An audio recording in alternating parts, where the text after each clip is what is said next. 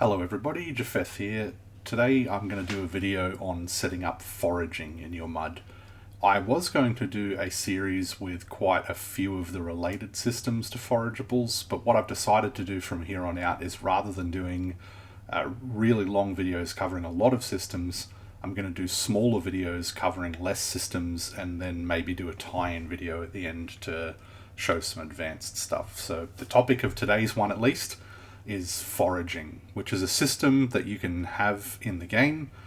Foraging is something the players interact with the forage command. If you're familiar with the RPI engine or even Armageddon, it shouldn't be terribly unfamiliar to you. It works fairly similarly in FutureMUD. As you can imagine, there's a few things you can do with it. So firstly, when we're talking about the forageable system, there are two kinds of things we need to set up to make those work. One is a record of a thing called a forageable, and one is a record of a thing called a forageable profile. So a forageable is basically, you can think of it like a loot table result for the forage check. So when a player uses the forage command in a location, they roll a skill check, they have some sort of outcome, and it's compared to the valid forageable outcomes, and it selects one at random and gives them what the forageable profile tells them to do, which is usually an item or some number of items. A forageable profile, on the other hand, is how a room knows what things it has to give to the person who's foraging, and also what kinds of things they can forage for. So forageables, they're the individual things you forage. Forageable profiles, they're the groupings of those that you put on terrain types, on zones, on individual rooms. There's a third thing called yields. Yields are how you control how fast and how much things people can forage in each individual location. We'll come back to yields at the end because there's some other interesting stuff you can do with yields. So firstly, we're going to set up a very simple little foraging routine here for our happy little forest. So the first command we're going to use is the forageable command. So structured more or less the same as all of our other types. Make that much longer. Structured very similarly. There's a record, you edit the record, you have to submit the record because these things have revision numbers, which means you can edit them without breaking things before making it official. But yeah, let's start by making a forageable for one of our items. So one of the items that we're going to make forageable is item number 11, a yellow banana. So let's start by making a forageable record for the banana. So all we need to do is go forageable, edit new. Did I misspell that? Yes, I put an extra E in there. Okay, so you can see there's a number of properties that we can set for this forageable. At a minimum, we're going to need to set the item prototype. So here's the things that we can set. So we're going to do proto, and we're going to do 11, which was the banana. Alright, so as it says, it will now load a banana when it's foraged. The minimum and maximum outcomes allow you to control when this will and won't appear in the loot list. Like, for example, maybe you don't want junk items to appear when they have good outcomes, so you put a maximum outcome of, say, minor failure, where the junk stuff will get. Or maybe you have something good that you don't want appearing until they get a much higher level of success, so you change the minimum outcome. The default is for it to major failure to major success is everything. It's an inclusive range, so refine that if you like. So the forageable difficulty affects how difficult it is to find that individual thing. So what will actually happen is they will roll their forage check, and it will find all of the valid forageables, and it will evaluate their rolls against each item and work out the result for that item. So it's using the same dice roll, but it's saying if it was this difficulty, this would have been a major failure, versus at an easier difficulty, it might have been a normal success or something like that.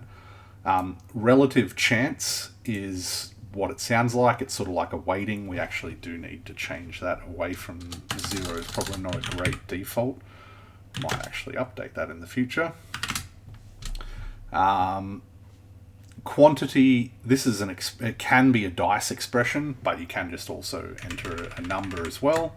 That's how many will be foraged. So let's say we want 1d3 bananas. And you can also set a prog that controls whether this can be found at all. Like, for example, maybe you can only find berries when they're in season, so you have a can forage prog that checks to see what the current season is.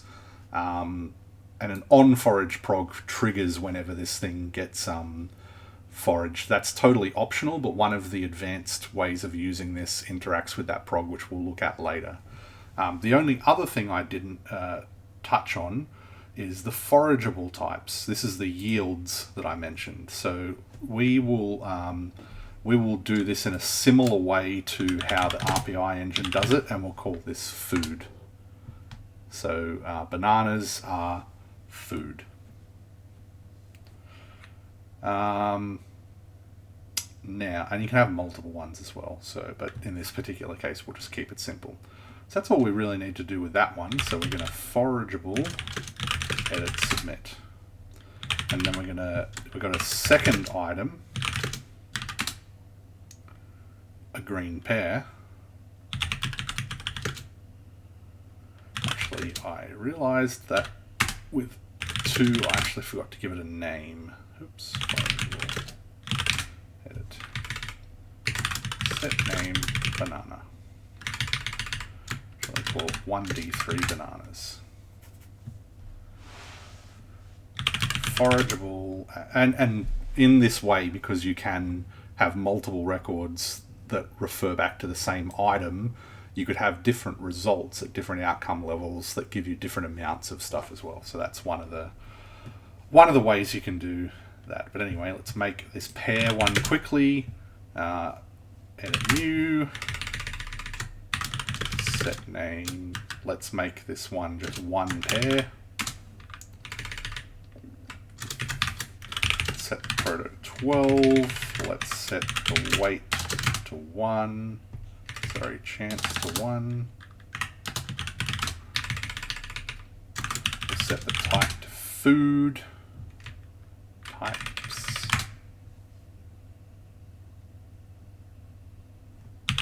Now it's giving me that warning because the other one is not actually been reviewed and accepted yet. Remember that these are revisable types, so they actually need to be reviewed before they become current or be able to be used.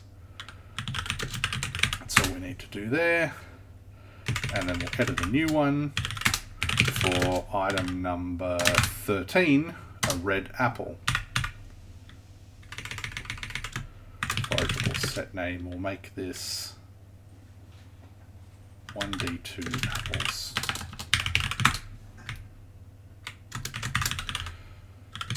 Types food, chance 1, proto 13.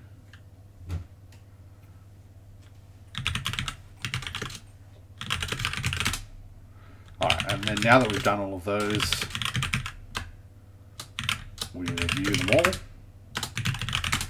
and we'll accept them. So now they can be used. So those records are now available for use. How do we actually use them?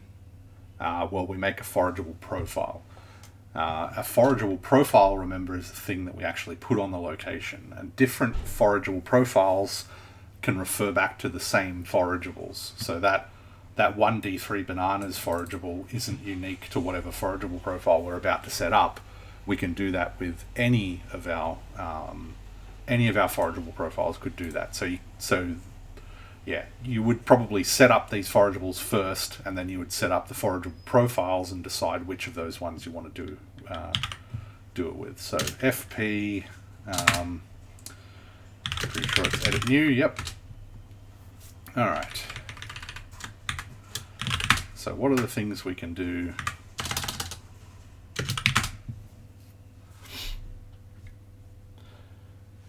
Okay, so firstly, we're going to call this forageable, we're going to call it forest default. And then we are going to add those forageables to it. So we had 2, 3, and 4. You can do that with the ID number or the name. So you could do 1D3 bananas, or maybe you can't. Hopefully you can. I'm not a liar. There we go. Toggles it on.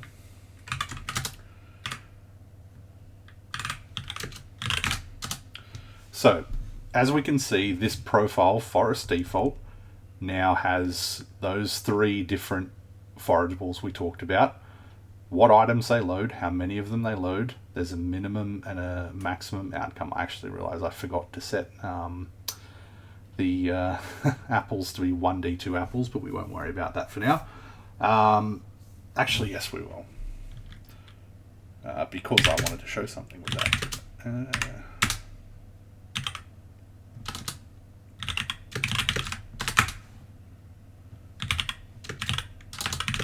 Set quantity 1D2.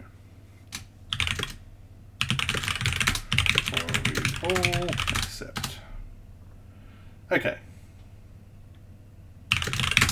Hopefully that updated.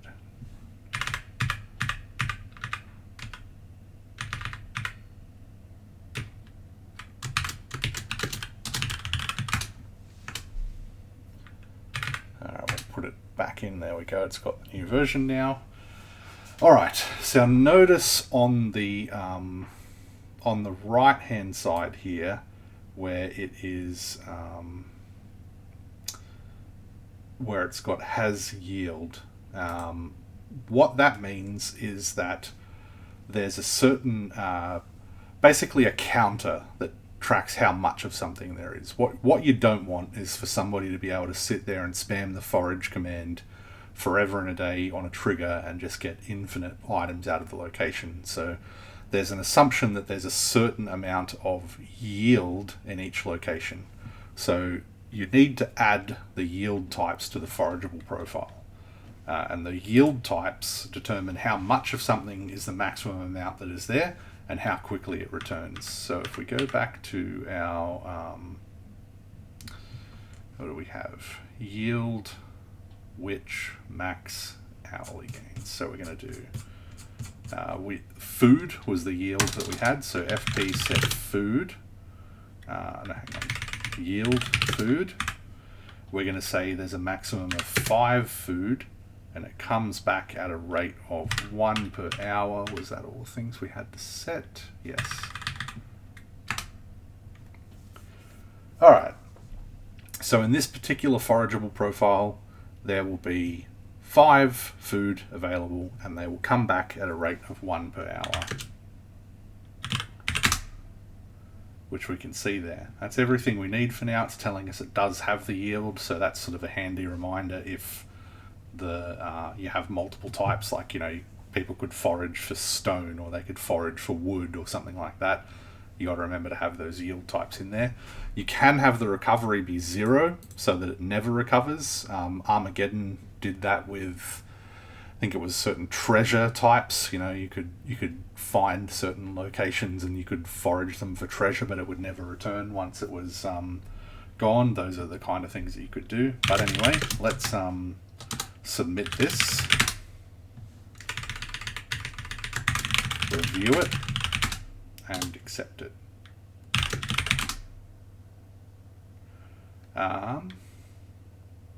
FP list. All right. So now what do we do with it? Well, the forageable profile command gives us some hints there. There are three ways we can put this forageable profile on things. We can put it on a terrain type, and then this will become the default forageable profile for all rooms of that terrain type. So in this particular case, we called it forest default. If we set this on a forest, any new room we create that's a forest is going to have this profile on it by default. We don't need to do anything else other than that. It becomes the default for that terrain type. We can also set it for as the default forageable profile for a zone, and each of these overrides the one before it. So if you have a zone one set, it overrides the terrain default. And you can also set it at an individual room level. So you could have a particular room that has its own unique profile. In this particular case, we are going to terrain, set it at a terrain level. So we have, what's our terrain type here? Broadleaf forest.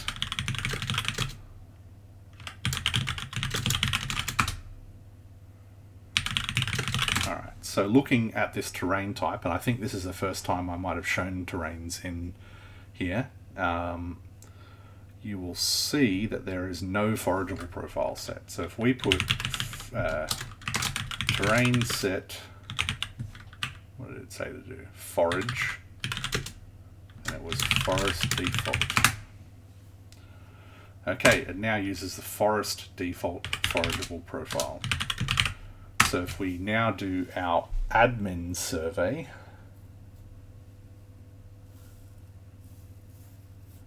it shows that the forageable profile here is forest default. So when people want to do the forage command, that's what we'll show. So see, as it says there, they have to actually specify, so they have to type forage food. I've sort of adopted the Armageddon syntax. I think in SOI or the RPI engine you could specify, but if you defaulted, I think it always defaulted to looking for food. I haven't done that in this particular instance. But we begin looking about the area for food. Now we should get a major failure here because we don't actually have the forage skill.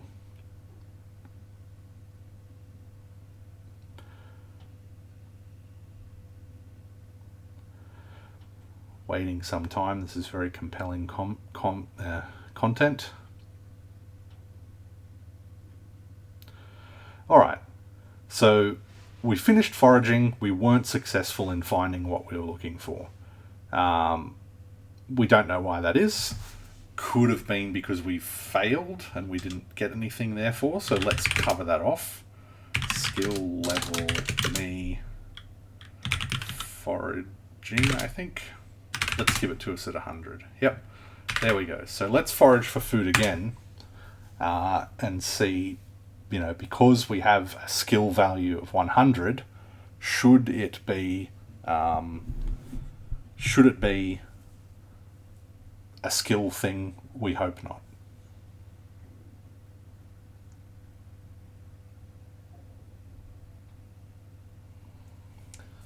Once again, waiting. I think I've got a setting in the engine that gives a dice expression for how long that goes for. Okay, so we got the same message again, that we finished foraging and we weren't successful in finding what we were looking for, but this time, because we have a decent forage skill and we most likely got a success, whereas last time that would have been a failure because we wouldn't have had the skill, we get this message that says we're certain that the area is picked clean of that type of thing for now, which is true because we have not had time to regenerate our forageable stuff. I wonder how frequently that tick is. I'm going to pause the video while I check on that. Okay, sorry about that interruption. I realised that it would actually take a full hour for it to recover, which is probably not a problem in your own MUD because you're going to be setting all of this stuff up well in advance of players joining. Maybe I will look at adding something that sets that to a default or gives an admin command to reset everything to default. But anyway, it hadn't had time to recover. I've gone and done it manually, so here we go. if you notice now on the yields, there is 5 yield for the food type here. So now if we forage, we should be able to get those outcomes.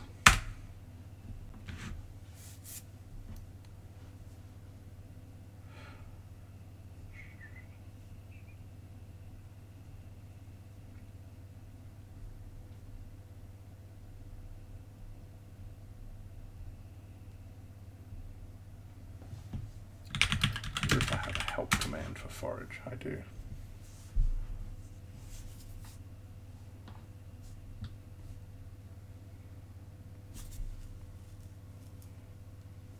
Okay, there we go. I finished foraging and I found a yellow banana. There's the banana. Let's forage again, see how we do. Were we only supposed to find, I think with 1d2 bananas, right? But yeah, 1d2 still makes sense.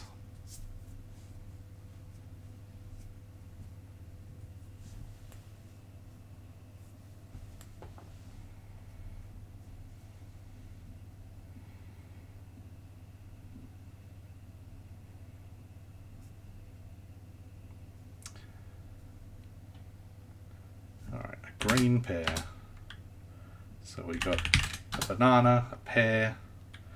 Now if we look at the yields in the room, they've gone down to 3, so each time we successfully foraged, it goes down by 1.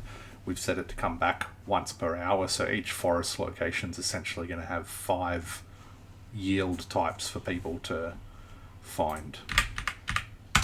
We'll do it one more time. Let's see if we can get one of the other ones that gives us multiple ones and see how that looks.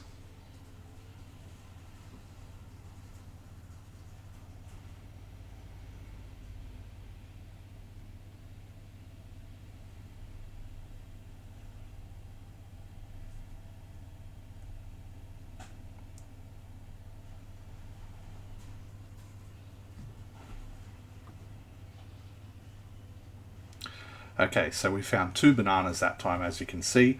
Because I set the bananas up as not stackable, they got loaded as separate items. We couldn't hold them, so they're on the ground.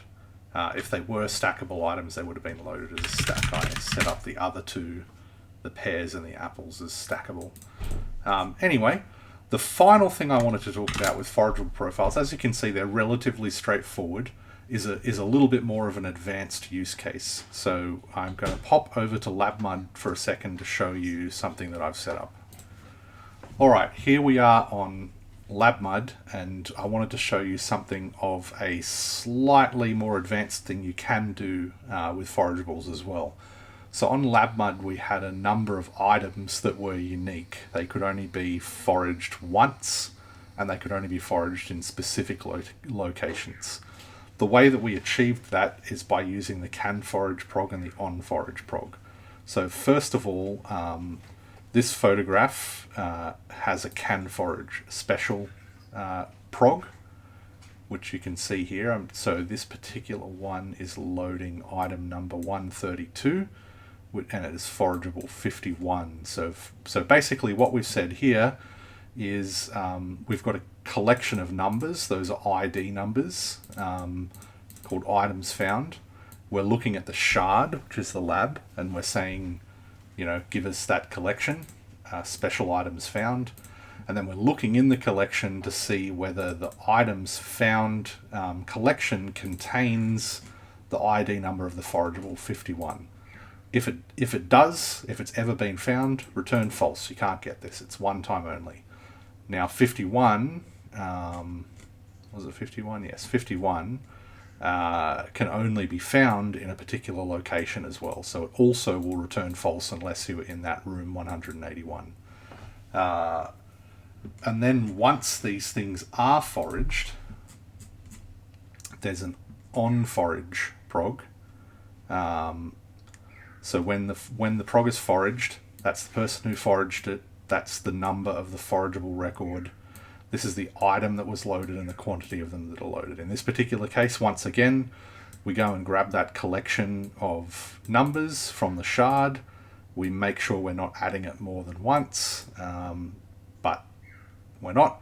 We add that item to the collection, the ID of the forageable, and then we set it back to the shard again. And we send a message in this case to all of the admins that a special item was found. You can also, there's plenty of things you can do with that. You can send Discord messages and all that sort of stuff, but I set this prog up before I had the Discord integration for progs.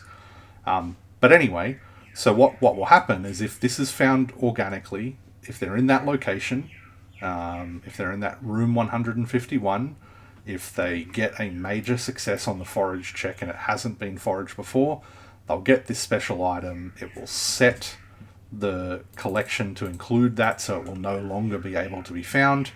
And you can do some stuff like that if you want to. Why didn't I use something like a forage special and have a 0, like a 1, but have no yield regeneration? Well, that's something you could do as well. You could maybe have the can forage check the location and just have a maximum of 1 in that location, and once the 1 yield is gone, it's gone forever. That's another way of doing it. I think there were a couple of these where multiple things could be found in the same location, perhaps. Yep. So that didn't really work for this, which is why I ended up doing it this way. But you can do whatever you want to your heart's content here as well.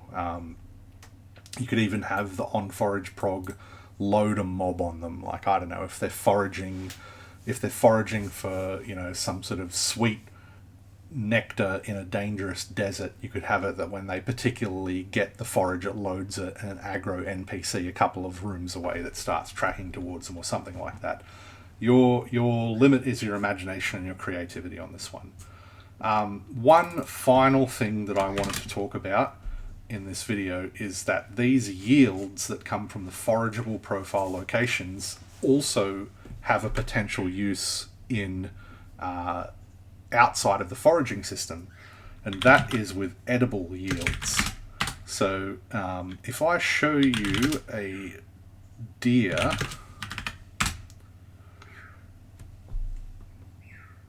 no, maybe the deer don't have it. Which race had it on the FutureMUD? Was it the hippos, maybe?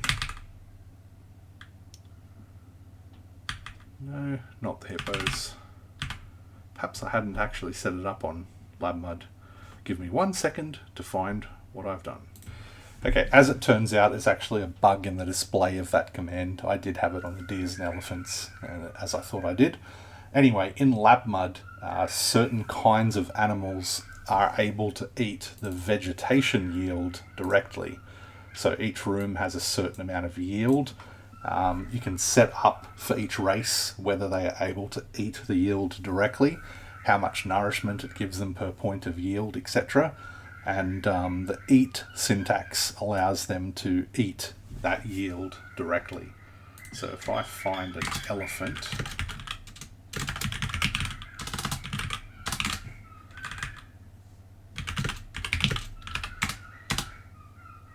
and I will possess the elephant.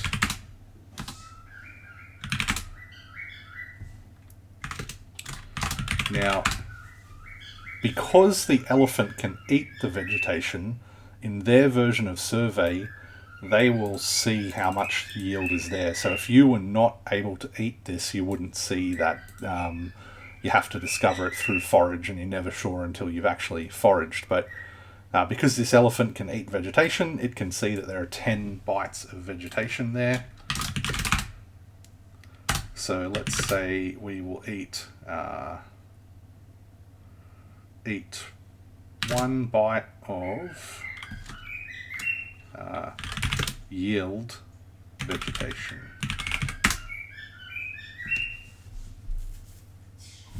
So there we go. Elephant is probably stuffed now, as it was before, and there's 9 bites of vegetation. And that vegetation will grow back using the survey system. So that's a final thing that you can do with the forageable profiles that is interesting. You can set up types of animals, or you could even have PC races that could eat vegetation, or you could have a forageable type that is called like mana energy or something that